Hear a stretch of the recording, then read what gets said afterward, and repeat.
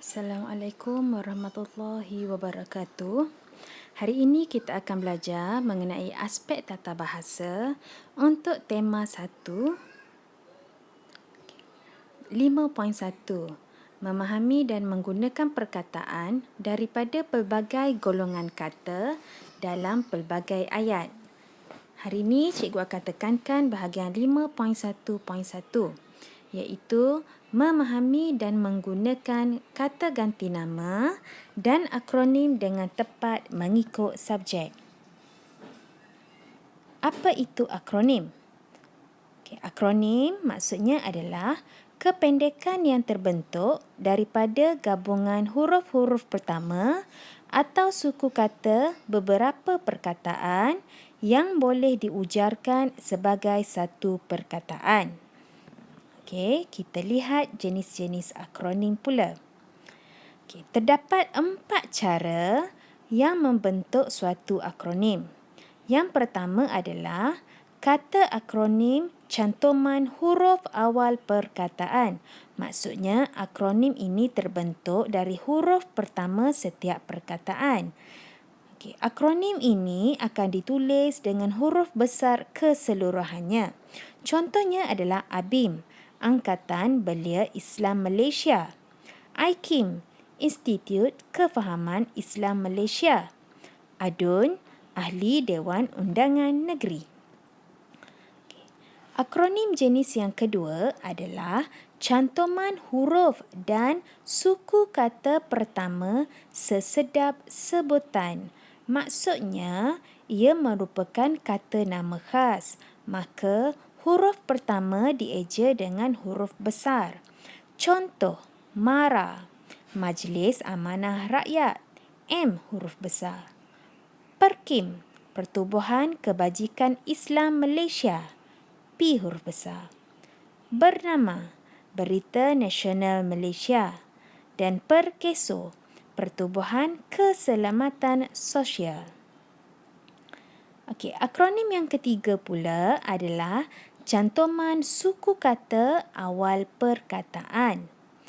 Akronim ini terbentuk gabungan suku kata dengan suku kata dan ditulis dengan huruf kecil keseluruhannya kerana ia bukan kata nama khas. Contoh pertama, Tabika, Taman Bimbingan Kanak-kanak. Tengok ya, diambil dengan suku kata setiap perkataan. Yang kedua, Pawagam, Panggung Wayang Gambar. Yang ketiga, Kugiran, kumpulan gitar rancak. Dan contoh terakhir adalah Cerpen yang merujuk kepada cerita pendek. Jenis yang keempat adalah akronim cantuman bahagian awal perkataan pertama dengan bahagian lain perkataan berikutnya. Kalau tengok contoh kat sini, merupakan cantuman bahagian awal perkataan pertama dengan bahagian akhir perkataan berikutnya. Contoh, jentolak, jentera, tolak. Debunga, debu, bunga. Purata, pukul, rata. Dan yang terakhir adalah halaju, hala, laju. Jelas ya 4 jenis akronim ini.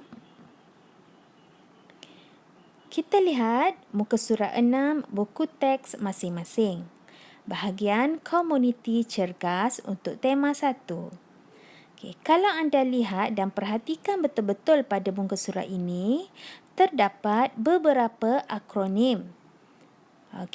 Sukaneka aktiviti melukis, mewarna untuk murid tadika, tabika dan taska. Sampailah ke bahagian paling bawah. Terdapat banyak akronim yang ada dalam muka surat ini. Jom kita tengok beberapa contoh akronim yang kita dapati dari muka surat ini. Yang pertama adalah Jeraya Wara. Gabungan perkataan jeraya yang bermaksud jalan raya dalam bahasa Melayu Sarawak dengan perkataan wara yang memberi maksud pertunjukan atau sandiwara. Yang kedua adalah MADA, iaitu Muda Agriculture Development Authority. Tengok ya, akronim ini diambil dengan huruf pertama setiap perkataan. Maka dieja dengan huruf besar. Dalam bahasa Melayu, MADA juga dikenali sebagai Lembaga Kemajuan Pertanian Muda. Akronim ketiga dari buku teks kita tadi, muka surat 6 adalah Sukaneka, gabungan perkataan sukan dan juga aneka yang menunjukkan pelbagai jenis acara sukan. Yang keempat adalah Tadika, Taman Didikan Kanak-kanak. Yang kelima, Tabika, Taman Bimbingan Kanak-kanak. Yang keenam, Taska, Taman Asuhan Kanak-kanak. Yang ketujuh adalah Senam Robik, gabungan perkataan senam dan juga aerobik. Senam merupakan aktiviti kecergasan dan dicampur dengan aerobik, bahagian muzik untuk merancakkan senaman kita. Kugiran, kumpulan gitar rancak. Dan yang terakhir daripada buku teks kita tadi adalah cerpen yang merujuk kepada cerita pendek. Jelas ya anak-anak semua?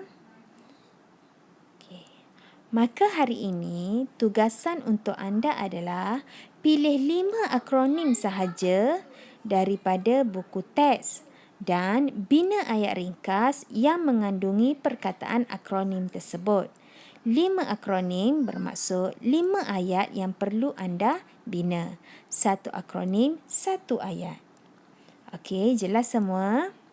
Jadi selepas selesai menyiapkan tugasan anda, sila hantar tugasan anda kepada cikgu untuk disemak. Selepas semakan dibuat, anda boleh selitkan tugasan hari ini pada bahagian tata bahasa dalam fail masing-masing. Okey, setakat itu sahaja hari ini. Terima kasih.